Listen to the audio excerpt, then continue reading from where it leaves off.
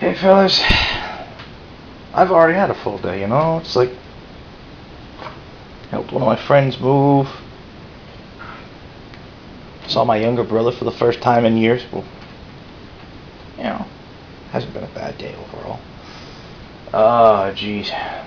It's kind of funny too, because I wasn't planning on helping this friend move. I mean, he's been a good friend for a lot of years, but the last time I helped a friend move, just a couple months back, kind of like, it did a lot to prove to me how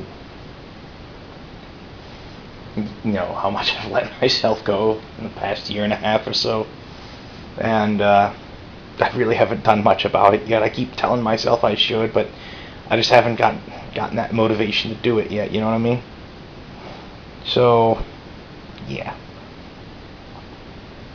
But one of them's not doing too well. He hurt his hand a while back. Still nowhere near 100% apparently, and I get told by a mutual friend that you should stop by. They're still moving, and they need all the help they can get because he's hurt still. So stop by. Don't regret doing it. It was cool. So, anyways, Urza's Legacy, right? I sorted through red and black today. Red, we got Bloodshot Cyclops. He's a 4/4 for 5 colors in red. You tap him and sacrifice a creature, and the Cyclops deals X damage to our creature or player. X is the sacrificed creature's power. He's been reprinted at least once or twice. He's not bad. He's a little high on the moniker for my tastes, but he's not bad for what he is. That, and he's got some lovely flavor text.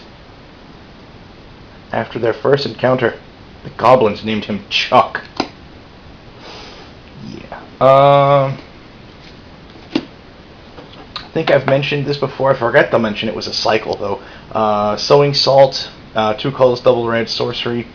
Exile target non-basic land, search its controller's graveyard, hand, and library for all copies, and exile those 2.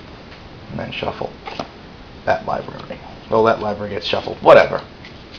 There was a cycle of cards for just permanently getting rid of stuff. Red's card right there, Sowing Salt, got rid of non-basic lands. Greens, which I think we covered, got rid of artifacts. White's got rid of enchantments. Blues was kind of different in a way because it didn't get rid of anything on the field. It was you counter I believe it was counter a non-creature spell and filter out all the copies. So that's kind of interesting. I don't know if I have a copy of the blue one. I know I have a copy of the black one hanging out in here. I'll get to that in a couple of minutes. Cinder Seer, he's also part of a cycle. There were a seer in each color with an appropriate scent of. For instance, the appropriate for him is Scent of Cinder. He's a 1/1 for 3 colors and a red. 2 colors red, tap, reveal any number of red cards in your hand, and he deals X damage to a creature or player, where X is the number of cards you reveal. Kid science, fun stuff, it's not bad. Looking over the 3 drops we have. Trumpet Blast. I don't know if it's been reprinted, but something similar, at the very least something similar has. And it's a card that a lot of people play wrong. It's 2 colors and a red. Instant attacking creatures get +2/+0 till end of turn. That means you play it, and every creature on the board that's attacking right now gets +2/+0, and then it goes away, and then the card goes away. If you play that like during your main phase and then declare attackers, you've screwed up because your attackers don't get diddly squat. Because hey, guess what? You play the card, you have no attack. You play it during your main phase. There are no attacking creatures right now. Nothing gets a bonus. For some people, it is kind of counterintuitive, and I can't say I blame them for saying it is, but it's the way it works.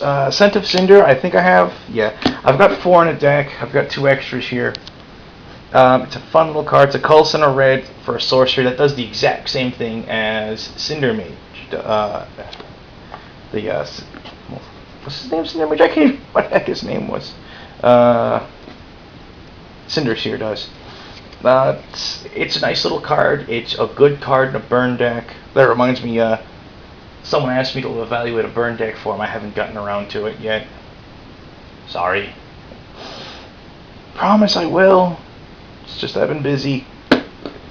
For a change. Repercussion. Didn't mean to mention that one, but it popped up, so I'll mention it real quick. It's a colorless double red for an enchantment. Whenever a creature is dealt damage, Repercussion deals damage to the creature's controller equal to what the creature took. That's fun. I used to use it in a nearly creatureless deck. Makes lightning bolts and incinerates and stuff like that. You know, pull double duty whenever they are used for creature removal. Kid science, fun stuff. It's good stuff. My personal favorite was basically like nearly killing an opponent after sacrificing a Shard Phoenix to wipe out his Merfolk. The Shard Phoenix is the 2/2 flyer that you can sacrifice for 2 points of damage to all non-flying creatures. Yeah, fun stuff. Reckless Abandon, red, sorcery. As initial cost to play it, sacrifice a creature, deals 4 damage to our creature or player. It's basically a non-tribe specific goblin grenade, which isn't bad. I mean, it's pretty solid. Mark of Fury, red. It's an enchant creature. Enchanted creature gains haste at the end of her turn, or return Mark of Fury to owner's hand. That's actually pretty saucy. I like it. It basically comes right out and admits that after the first turn, haste is meaningless. Though it's at end of turn, your turn. So if you're using it for a creature with a tap ability, you can't use it as optimally as you otherwise could. Disease Carriers, he was actually more kind of part of a cycle of creatures they had in Urza's Legacy in black, where if they go to the graveyard from playing target creature, gets a neg till end of turn. And those two didn't belong on top of that. And there's Eradicate. Remove target, exile target non-black creature from search controls graveyard, hand in library for copies, exile them. Kid science, fun stuff. Alright. Nightshade Seer, 3 colors and a black for a 1/1. 2 colors and a black, tap, reveal any number of black cards in hand. So our creature gets neg X till end of turn, where X is the number of cards you revealed this way. All sorts of fun. What do we got here? Scent of Nightshade does the same thing as the Nightshade Seer. Not a surprise. Ravenous Rats. It's a 1/1 for a Colson and a black. When he hits the board, your opponent discards a card. It's a solid card. It's been reprinted a lot of times in base sets. You know, not too much to say about it other than to say, hey, you know, it's solid and it's become a staple.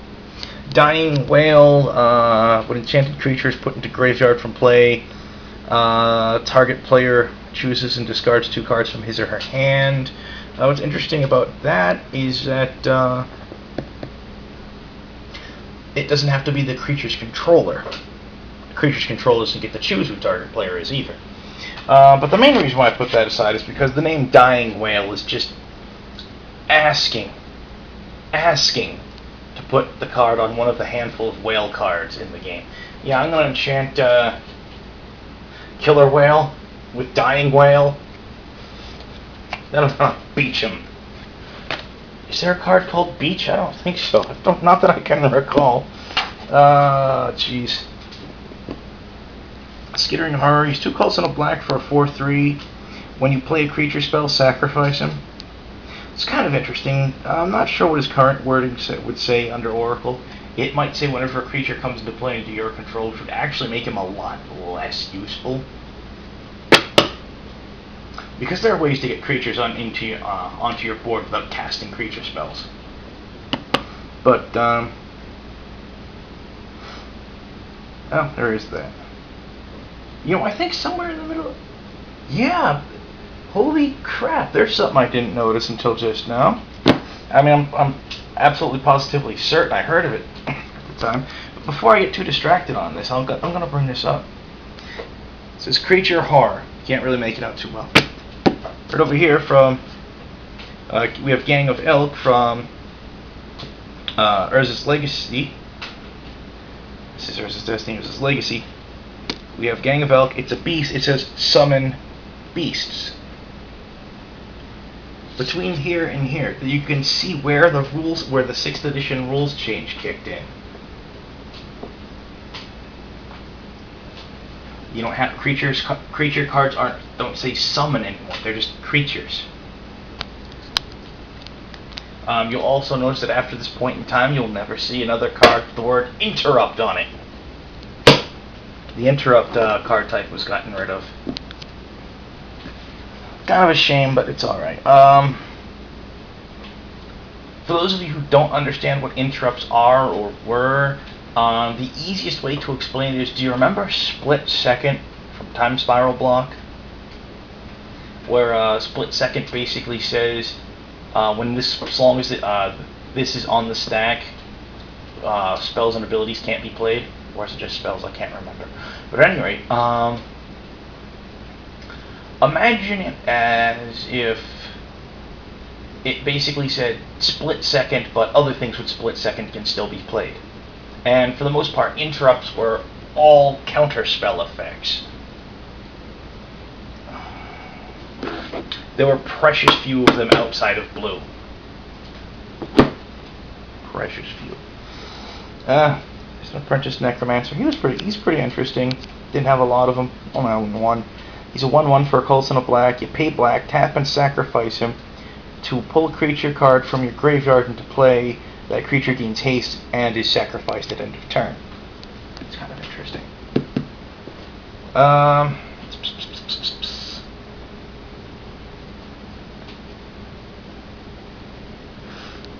Croach. There's a card. That's an interesting card. It's black, sorcery. Look at target player's hand and choose a non-basic land card from it. That player discards that card.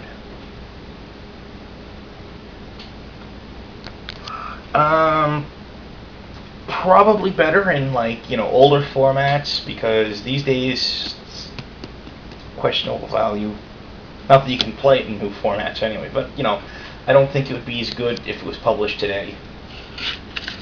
Bubbling Muck. It's a sorcery. It costs a black to cast. Other than the fact that it's a sorcery instead of an instant, it's basically a black version of High Tide. We have Lurking Jackals, which would turn into a 3/2 Hound if your opponent had 10 life or less. It's an enchantment. Interesting stuff.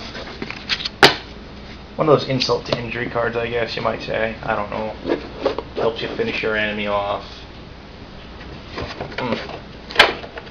Okay. Call that a wrap. Get this posted. Catch you tomorrow, guys.